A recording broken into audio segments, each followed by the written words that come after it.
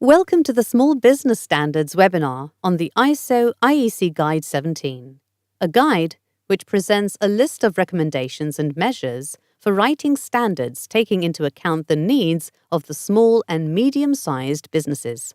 We will first start with an introduction on SMEs and SME issues in standardization and see how to tackle these issues. We will then provide you with a general overview of Guide 17 before entering into the details of the guide.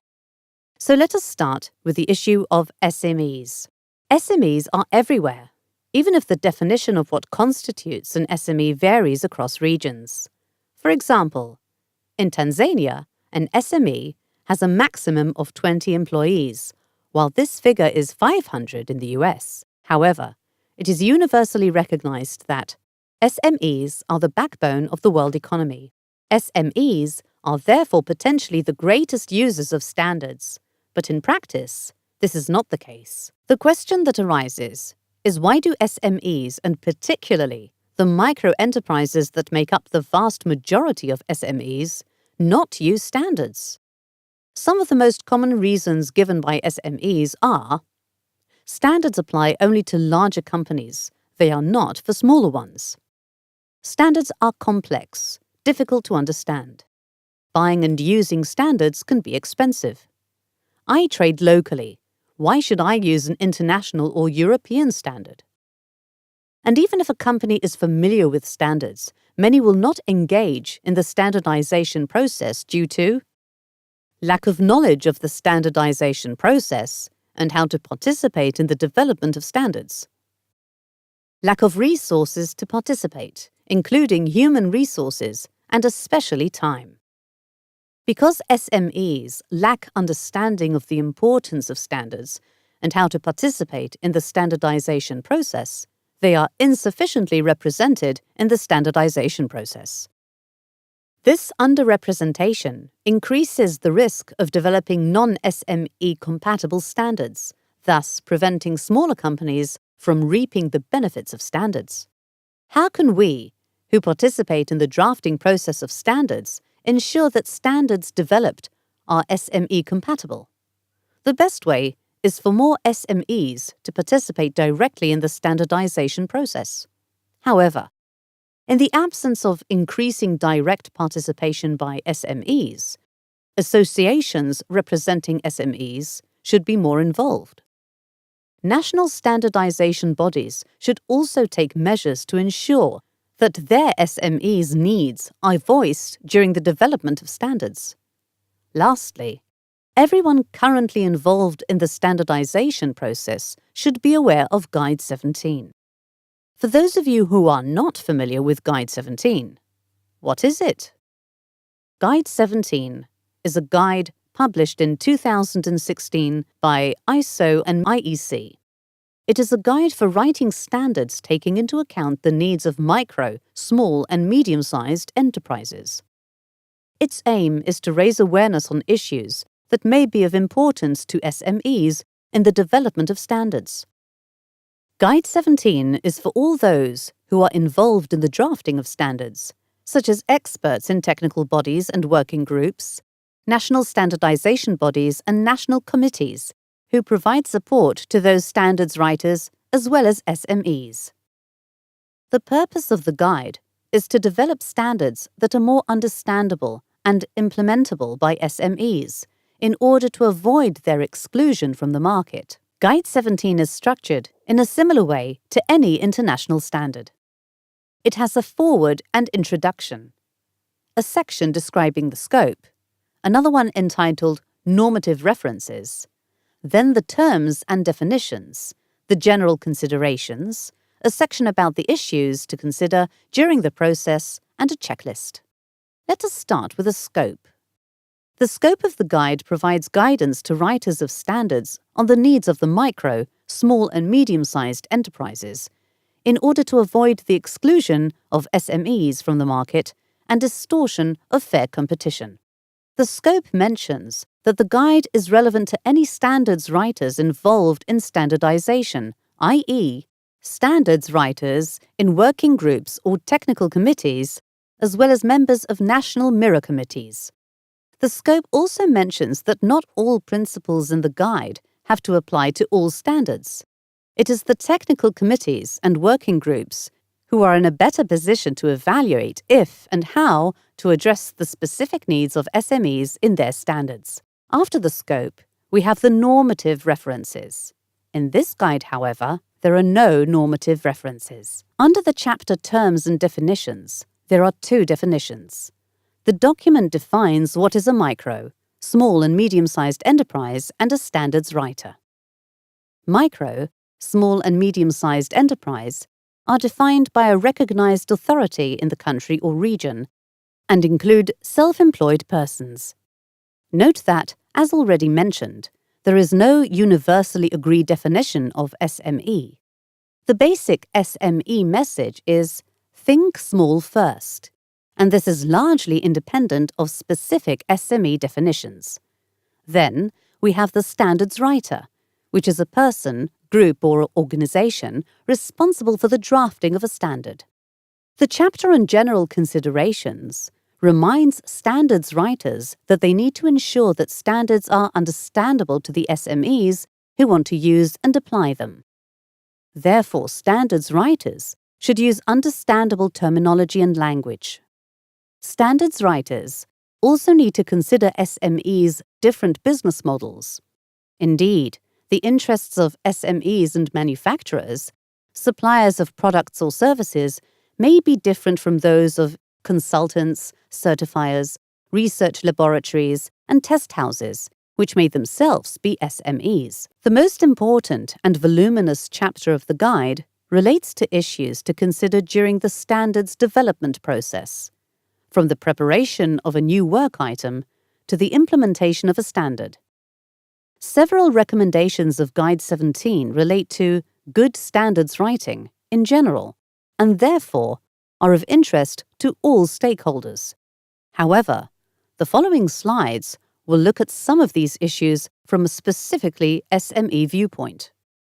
When preparing a new work item, one should carefully consider the market relevance.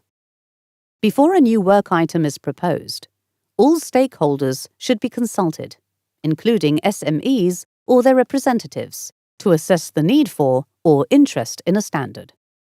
When a new work item is proposed, the market needs should be clearly specified, including the relevance for SMEs. It is important for standards to be market relevant and to reflect the needs of all stakeholders, including SMEs. They must also meet the needs identified by stakeholders and benefit the majority of enterprises that are likely to implement the standard. When preparing a new work item, one should also consider consulting all types of stakeholders in order to give smaller businesses or their representatives the opportunity to become involved in the standardization work. When preparing a standard, standards writers must always bear in mind the cost of and time involved in implementing a standard. Specific attention should also be paid to the cost of buying new equipment, training, testing, including the number of tests and testing frequency, hiring consultants, etc. Standards writers must avoid introducing provisions or requirements that may put disproportionate or unnecessary constraints on SMEs or that may not be cost-effective in all situations. This applies in particular to provisions which result in the need to change technology, although the performance-based approach, considered later, helps remove the need for technology change. Standards writers also have to bear in mind that all the elements required to meet a given requirement should be available on the market and easily accessible. This notably includes test equipment. A manufacturer who needs to send products over a long distance to have them tested will likely face cost and organizational burdens. Let us take an example. A previous version of the ISO 9001 standard required that the organization shall provide training or take other actions to satisfy the needs for the necessary competence for personnel performing work affecting product quality. While the principle of the requirement is acceptable, it might be irrelevant for a one-person SME. Had the wording been changed to something like, if product quality might be affected by a lack of training, then the organization shall provide training or take other actions. This would have allowed the one-person SME to fully comply with the standard without having an active training policy. It would also not have affected the obligation on larger organizations to provide appropriate training. Let us now continue with the items to consider during the development of a standard. ISO-IEC directives recommend that requirements are, whenever possible, expressed in terms of performance rather than design or descriptive characteristics. However, the performance approach must sometimes be accompanied by examples and explanations, so they are easily understood and implemented by SMEs. An example of this is a standard for clay bricks. The standard does not say exactly how clay bricks should be made, but it does require that they are made of clay. This means that some assumptions may be made without assessment. For example, clay bricks do not burn. This would not be the case for a wholly performance-based standard for bricks, which would permit bricks to be made of any material. Another issue to consider during the development of a standard are the introduction elements, which are as follows. An explanation for the reason of its creation, modification. Specify the type of business, activities covered, especially for the SMEs. Possibly if the standard may be applicable in a wide range of products and services. Standards writers must pay special attention to the scope. Every standard must include a scope. The scope should be limited to stating precisely and without the possibility of confusion what is covered by the standard and what is not covered. Standards writers also need to look carefully at the assessment provision. Not all requirements need to be verified by testing, and compliance tests often represent a significant financial burden for smaller manufacturers. This includes costs of measuring equipment, staff training, time, and the resources necessary to perform the tests. Other elements to consider when developing a standard are identifying simple ways of verifying conformity with the requirements. When verifying the requirements, flexibility should ideally be provided by presenting alternative methods, like calculation or tables. Standards writers need to ensure that the results of the test are unambiguous in order to avoid any subsequent problems. Another element to consider is the length. Standards should not be unnecessarily long. In particular, there is usually no need to explain why a particular requirement is needed. For example, the frost resistance test was added because many products were found to be susceptible to frost damage. Might be interesting history, but is unnecessary. For a long standard, the writer should consider whether to divide it up into several shorter standards. Then, standards should be as clear, logical, and easy to follow as possible. Any important provisions should be highlighted and explained as clearly as possible. This might encourage SMEs to use them more. If possible, it is often helpful to have a draft standard read by someone who has not been closely involved in its drafting. Lastly, adding charts, graphs, drawings, and clarifying examples of application may significantly facilitate the understanding of a standard. These examples could be part of the main text or added in an annex. The layout of the text should be adapted, as far as possible, to the purpose of the standard and the needs of the target audience. Let us move on to the third category of items to consider.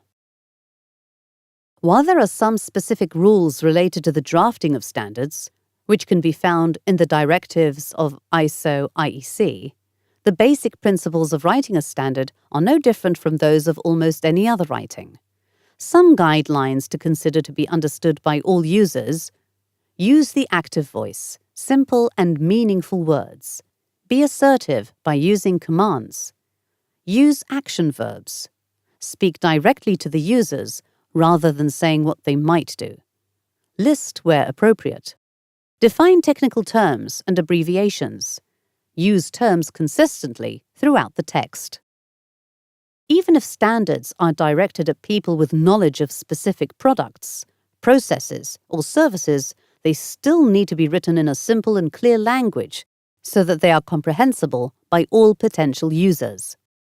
One should never forget that most users of a standard will not have been involved in its preparation. Despite the specific rules, the main watchword is common sense. If something cannot be easily understood when it is written into a standard, it will not be easily understood by anyone subsequently reading the standard. Let us move into the last category of items to be taken into account in the standards development process. When referring to other standards, it may be better to repeat short extracts from the relevant standards rather than just referring to the standards. If you do reproduce a short extract, do not forget to mention the source. Avoid also too many normative references, as this makes the standards more complex. If your standard is a revision of a previous standard, ensure that clear information on the changes made to the previous version is provided. This is important for the SMEs, as they don't have the time or resources to analyze in detail the differences between editions. SMEs often need time to apply a new standard, to buy new equipment, change the organization of work, train staff, etc. And it is especially difficult when SMEs have to change their business model. Therefore, it may be necessary to have an extended period of coexistence for the previous and new standard. Additional guidance document, such as an implementation manual, should be considered. SMEs often don't apply standards simply because they don't know where to begin. A guide that leads SMEs through the process of applying the standard can be very helpful for them. At the end of the guide, there is a checklist that reflects all the recommendations from Guide 17. Standards writers may find this checklist useful, as it ensures that the needs of SMEs have been considered during the drafting of a new standard or the revision of an existing one. You are now up to speed with the content of Guide 17. So what next? We count on you to implement the ideas in Guide 17 in your daily work as standards writers. SMEs are everywhere and are key stakeholders for standardization, even if they do not always participate in the preparation of standards. Making standards better for SMEs also helps to make standards better for all enterprises. When SMEs are strong, whole economies prosper.